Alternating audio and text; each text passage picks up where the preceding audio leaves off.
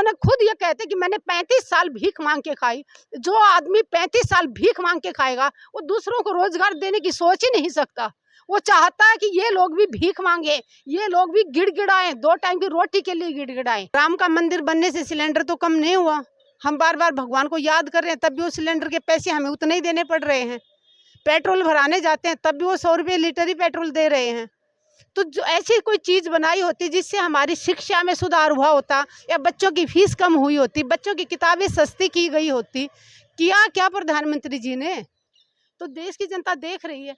Y Y Modi ji, Modi Modi करने से कुछ नहीं होता। घर घर मोदी, हर हर मोदी करने से नहीं होता।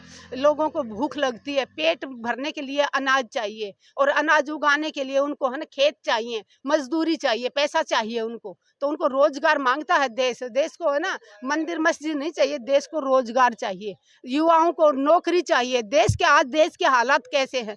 नंबर 1 बना रखा है इन्होंने बेरोजगारी में। आज देश के युवा दर दर की ठोकरें खा रही हैं। फौज को इन्होंने भाड़े पे ला के रख दिया। बाप फौज में नौकरी कर रहा है, वो रिटायर नहीं हुआ है। बेटा 4 साल पहले गया था, वो घर आ गया, बेटा रिटायर हो गया। फौज पे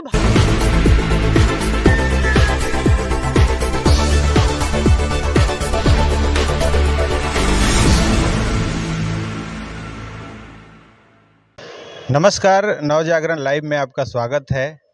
अभी हम जंतर मंतर पे हैं और देश में चुनाव चल रहा है। पहला चरण समाप्त हो गया है और इस चुनाव में अलग अलग पार्टियों के तमाम मुद्दे हैं, लेकिन फिर वही पहले चरण के बाद फिर चुनाव में मंच से वही जात पात और वही हिंदू मुस्लिम का राग शुरू हो गया है। हमारे साथ समाज सेवी सुदेश गोयत जी हैं और इनसे जानते हैं कि चुनाव में क्या चल रहा है और क्या लग रहा है कि जो आम मुद्दे हैं जो जनता से जुड़े, क्या उस पे बात ना करके और ये हिंदू मुस्लिम और यहाँ तक कि मछली और खाने पे बात हो रही है। देखिए, बीजेपी सरकार ने 10 सालों में कोई काम नहीं किया। अगर ये काम के बदले वोट मांगे तो इन्होंने कोई काम किया ही नहीं जिसके बदले जाके जनता के बीच में कह सकें कि हमने ये काम किया। काम गिनाते इन्होंने काम किया होता तो ये जानबूझ के भी जो एक इनका आखिरी हथियार है हिंदू मुस्लिम। लास्ट में अभी दोबारा पहले सोचा कि इनको मंदिर के नाम से बहुत वोट मिलेंगे, लेकिन लोग जाग चुके थे, मंदिर वाला भी इनके काम नहीं आया। शुरू में इन्होंने कहा कि धारा 370 हटा दी, तब तो ये जीत गए थे। अगर धारा 370 हटा दी, मैं पूछना चाहती हूँ प्रधानमंत्री जी से, धारा 370 हटाने से किसको फायदा हुआ? क्या वहाँ से जब जो वहाँ के पंडित थे जो घर छोड़ के यहाँ आए थे, क्या वो वापस जाके बस पाए वहाँ पे?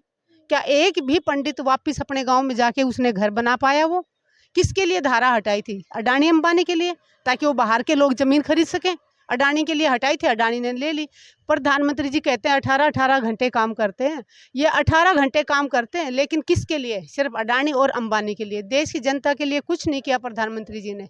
मैं देश की जनता से अपील करती हूँ कि आप प्रधानमंत्री हों या दूसरे नेता हों, किसी भी नेता के भाषणों पर ना जाएं। वो आपको बहकाएंगे, हिंदू मुस्लिम में उलझा के रखेंगे। आप पूरी जनता को अपने मुद्दों पे खड़े रहना है। महिलाओं को ये देखना है कि गैस का सिलेंडर जो 400 में आता था आज वो 1100 में आ रहा है। राम का मंदिर बनने से सिलेंडर तो कम नहीं हुआ। हम बार बार भगवान को याद कर रहे हैं, तब भी वो सिलेंडर के पैसे हमें उतने ही देने पड़ रहे हैं। पेट्रोल भराने जाते हैं तब भी वो 100 रुपये लीटर ही पेट्रोल दे रहे हैं। तो जो ऐसी कोई चीज़ बनाई होती जिससे हमारी शिक्षा में सुधार हुआ होता, या बच्चों की फीस कम हुई होती, बच्चों की किताबें सस्ती की गई होती, किया क्या प्रधानमंत्री जी ने? कितना नीचे गिरेगी सरकार? मतलब कुर्सी बचाने के लिए आप लोगों के साथ खिलवाड़ कर रहे हो, लोगों के भावनाओं के साथ खेल रहे हो। हर बार हिंदू मुस्लिम एक जगह जाके जब हिंदुओं से वोट मांगना होता है तब मुसलमानों को कहते कि मुसलमान नहीं, ये घुसपैठिए हैं। और जब उनको जरूरत होती है, मुसलमानों का वोट चाहिए होता है, तब कहते कि मैं मुसलमानों के लिए काम करूंगा, मुसलमान मेरे भाई हैं। तब इनको मक्का मदीना सब याद आ जाता है। स्मृति ईरानी भी जाके मक्का मदीना में वहाँ मत्था टेकने जाती हैं। तो ये दोहरा चेहरा लेके क्यों घूम रहे हैं? अभी लोग, बहुत सारे लोग, मैं कह रहा हूँ कि जाग चुके हैं। आपने कितनी बार देखा होगा, इनके आपस के लोग ही, इन्हीं के कार्यकर्ता इनके फटका फेंक फेंक के जा रहे हैं, इनको छोड़ रहे हैं। ज्यादा देर गुमराह नहीं कर सकते जनता को, क्योंकि जनता जब चूल्हा चला रही है उसको पता है कि मैं 1100 रुपए दे के गैस सिलेंडर ला रहे हूँ। उसको पता है कि मैं बच्चों की किताबें खरीदने जा रहे तो किताबों में कितना ज्यादा टैक्स लगा रखा है। बच्चों के यूनिफॉर्म खरीदने जा रहे तो कितना पैसा लगता है। कितना कोरोना के बाद तो कितना मुश्किल हो गया, खासकर जो प्राइवेट नौकरी करते थे उन लोगों के लिए, जो मजदूरी करते थे उन लोगों के लिए। आप किसी भी सड़कों पे जाके देख लीजिए, सुबह 10 बजे के 9 और 10 के बीच में 11 बजे तक इतने सारे मजदूर आपको इकट्ठा बैठे हुए मिलेंगे, हाथों में झोला लेके। कोई लिपाई का काम करने वाला है, कोई प्लम्बर का काम करने वाला है, उनको काम नहीं मिल रहा है। अच्छा, मजदूर परेशान हैं, किसान परेशान हैं, जवान परेशान हैं, लेकिन वो कौन सी इनके पास मतलब कौन सा काम है जिसके बल पे ये 400 पार का नारा दे रहे हैं? ये सिर्फ हवा में दे रहे हैं 400 पार का। आप ये देखिए, गांव में बीजेपी के नेताओं को घुसने नहीं दे रहे हैं लोग।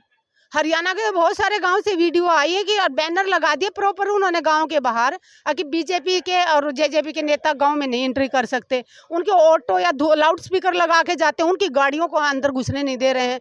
तो ये सिर्फ और सिर्फ भाषणों में बोल रहे हैं। और जो ये मीडिया है, नेशनल चैनल है, वो ही सिर्फ और सिर्फ मीडिया वाई वाई दिखा रही है। ग्राउंड पे इनके साथ कोई नहीं है।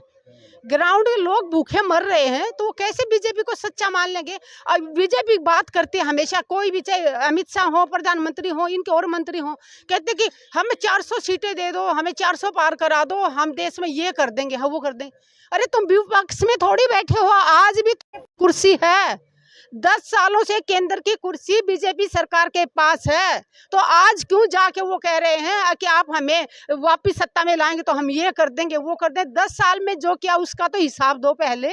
10 साल में क्या किया? इनके जो सांसद हैं अनंत हेगड़े और उसके बाद तमाम इनके जो अभी प्रत्याशी हैं, जो अरुण गोविल यहाँ तक की जो राम का किरदार निभाए थे मेरठ से, ये सबका यही कहना है कि जनता 400 पार की सीट अगर हमें दे देती है, 400 सीट दे देती है, तो हम आएंगे तो संविधान बदल देंगे। तो आप क्या नहीं, आप ये बताइए, मैं जनता से यही बताना चाह रही हूँ कि ये संविधान बदलना ही चाह रहे हैं, और अकेला संविधान नहीं बदला जाएगा, लोगों का जीना मुश्किल हो जाएगा। आप और हम जो खड़े होकर बात कर रहे हैं ना आजादी से, ये नहीं रहेगा फिर। आज ये देखिए, देश के किसी राज्य के मुख्यमंत्री को बिना किसी सबूत के सिर्फ एक ईडी का वो छापा मरवाते हैं, कुछ निकलता नहीं, उसके बाद उनको जेल में डाल दिया गया है। उनके और 2-3 मंत्रियों को जेल में डाल दिया गया। तो अगर मुख्यमंत्रियों को जेल में डाल रहे हैं उठा उठा के, तो आम जनता की क्या हालत होने वाली है। इन्होंने संसद क्यों बदला?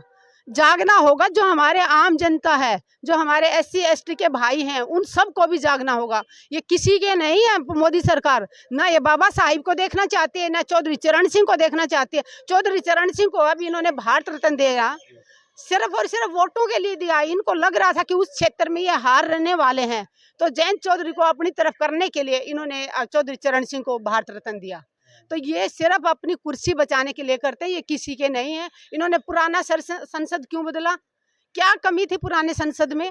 तो ये चाहते नहीं कि वहाँ पे बाबा साहब के फोटो रखी है, वो संसद के अंदर जो कानून बने हैं उन सबको ये खत्म करना चाह रहे हैं। ये सिर्फ तानाशाही सरकार चाहते हैं। ये सोचते हैं कि हम बस राजा एक हो, सारी हम प्रजा सिर्फ भीख मांगे इनसे कि हमें 2 टाइम की रोटी दे दो। अभी अगर पढ़ोगे लिखोगे तो आप सवाल करोगे, आप अपने हक को पहचानोगे। एक बहुत जमाने जब हम बहुत छोटे थे, गांव में पुलिस आ जाती थी ना, लोग डरते थे, बड़े बुजुर्ग भी डरते थे। अरे गांव में पुलिस आई है, बाहर मत निकलो।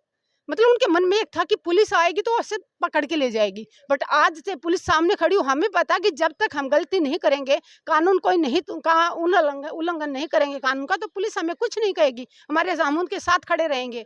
तो पढ़े लिखे पढ़े हैं, जागरूक हुए, तो अपने हकों को पहचानना, कानून को पहचानने, अपने अधिकारों को पहचानना शुरू किया। तो ये सरकार नहीं चाहती कि लोग पढ़ें, आगे बढ़ें। आगे बढ़ेंगे तो आप पढ़ेंगे, आगे बढ़ेंगे तो आप सवाल जवाब करोगे। ये चाहती कि सिर्फ 5 केजी राशन में ये देश का जो पैसा कमाया है, जो उद्योगपतियों को घर भर रहे हैं, जितने अमीरों को ये और अमीर बनाते जा रहे हैं, जो गरीब थे उनके 2 टाइम की रोटी का काम चलना मुश्किल हो रहा है, उनको इतना गरीब बना दिया। 5 किलो राशन दे के लोगों को वाई वाई बटोरना चाह रहे हैं कि मैं 80 करोड़ लोगों को फ्री राशन दे रहा हूँ। क्यों दे रहे हैं फ्री राशन? क्या उनके हाथ नहीं है? क्या वो 80 करोड़ लोगों के नहीं है? क्या उनकी आंखें नहीं है? क्या वो कमा नहीं सकते? आप 80 करोड़ लोगों को रोजगार दो। आप उनको, इन्होंने खुद ये कहते कि मैंने 35 साल भीख मांग के खाई। जो आदमी 35 साल भीख मांग के खाएगा, वो दूसरों को रोजगार देने की सोच ही नहीं सकता। वो चाहता है कि ये लोग भी भीख मांगे, ये लोग भी गिड़गिड़ाएं, 2 टाइम की रोटी के लिए गिड़गिड़ाएं। लेकिन मैं अपने देशवासियों से, खासकर माताओं बहनों से अपील करती हूँ, मणिपुर में जो हुआ उसको भूलना नहीं है मेरी माताओं बहनों ने। अगर आज मणिपुर में हुआ है तो कल वो दिल्ली में होगा, कल तीसरी और जगह होगा। आज उस बेटी को नंगा करके घुमा, कल दूसरी बेटी का नंबर आएगा। हर रोज यूपी में तो हर रोज मैं कहूंगी कि यूपी ने तो नाम कमा लिया है कि बलात्कार में नंबर 1 बन गया है यूपी। गुजरात बन गया है नंबर 1 भगोड़ों में। देश का पैसा लूटो और दूसरे देशों में भाग जाओ। भागने वालों में सबसे ज्यादा गुजरात के लोग बैठे हुए हैं। शर्म आनी चाहिए इनको कि सत्ता बचाने के लिए तुम इतना नीचे गिरोगे। हर बार ऐसी बातें करते कि वो लगते नहीं कि वो देश के मुखिया हैं। कितनी बदनामी करा रहे हैं दूसरे देशों में हमारे भारत के मुखिया। बदनाम कर रहे हैं साख को। भारत की जो इमेज थी, भारत का जो एक हमारा भारत की जो इमेज थी, हमारे संस्कार थे, सबको इन्होंने ताव पे लगा रखा है। ये इन्होंने बेटियों को नंगा करके घुमा, क्या वो दूसरे देशों में नहीं गई वो तस्वीर? क्या इन्होंने किसानों के ऊपर लखीमपुर खीरी में गाड़ी चढ़ाई, वो सड़कों पे जाते मंत्री के बेटे को? क्या वो दूसरे देशों के लोगों को नहीं दिख रहा है किसानों की क्या हालत कर रखी है? पहलवान बेटियों को यहाँ पे घसीटा था, क्या दूसरे देश के लोग नहीं देख रहे हैं उसको? किसने विश्व गुरु बना दिया? ये अपने आप में इनके मीडिया के जो चैनल हैं, जो इनके कहे में है, जो अडानी अंबानी ने खरीद रखे, वो इनको बेवकूफ़ बना रहे हैं। और आज तो मैं कहूँगी कि सुधीर चौधरी का मैं एक वीडियो देख रही थी, जो प्रधानमंत्री जी ने एक झूठा बयान दिया था मनमोहन सिंह को लेके, उसके ऊपर वो सफाई दे रहे थे।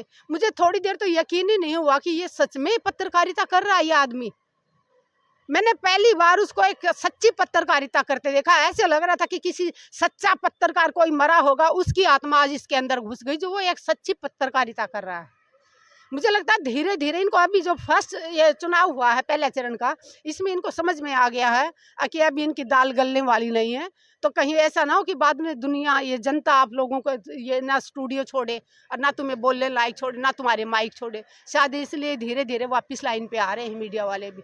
एक एक करके ये सभी वापस आएंगे, क्योंकि इनका जो काम था सच्चाई दिखाना, जो काम था देश की कितनी बेरोजगारी है, देश में कितनी महंगाई है, देश में कितनी हमारी महिलाएं असुरक्षित है, उसके ऊपर कभी इन्होंने डिबेट नहीं किया आज तक। तो देश की जनता देख रही है। वाई वाई मोदी जी, मोदी मोदी करने से कुछ नहीं होता। घर घर मोदी, हर हर मोदी करने से नहीं होता।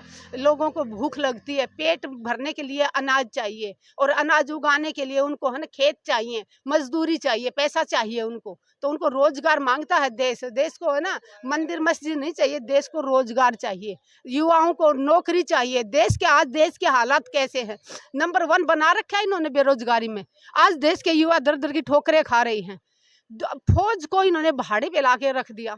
बाप फौज में नौकरी कर रहा है, वो रिटायर नहीं हुआ है। बेटा 4 साल पहले गया था, वो घर आ गया, बेटा रिटायर हो गया।